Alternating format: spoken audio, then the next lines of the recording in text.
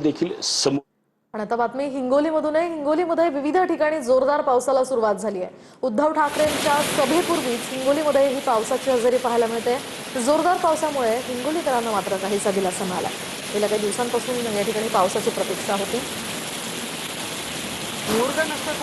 संपला जुलैच्या शेवटच्या आठवड्यामध्ये जे आहे ते हिंगोली शहरासह हिंगोली जिल्ह्यामध्ये ठिकठिकाणी जोरदार पावसाला सुरुवात झालेली आहे। आपण बघतोय की हिंगोली शहरामध्ये जे आहे ते पाऊस जे आहे ते मोठ्या प्रमाणात पडतोय। आपण बघतोय की मागच्या 1 तारखेपासून जे आहे ते बळीराजा पावसाच्या प्रतीक्षेत होता, मात्र जूनचा शेवटचा आठवडा संपत आला। जूनच्या शेवटच्या आठवड्यामध्ये आज जे आहे ते हिंगोली शहरासह परिसरामध्ये जोरदार पाऊस होत आहे। खरं तर काही शेतकऱ्यांनी जे आहे ते हळदीची लागवड केली होती।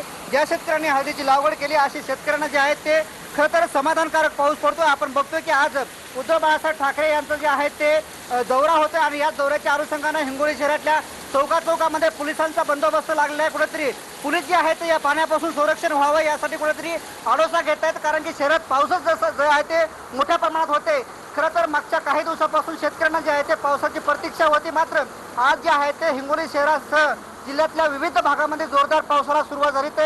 तरी पाऊस जरी होत असला तरी कृषी विभागाकडून आव्हान करण्यात येते की शेतकऱ्यांनी जे आहे ते पेरणीयुक्त पाऊस झाल्याशिवाय पेरण्या करू नये आणि कुठेतरी पाऊस जे आहे ते शेतकऱ्यांना पेरणीयुक्त अद्यापही झालं नाही। त्यामुळे एवढ्याच पावसावर समाधानकारक म्हणता येणार नाही, कारण की अजून मोठ्या पावसाची जे आहे ते शेतकऱ्यांना प्रतीक्षा आहे।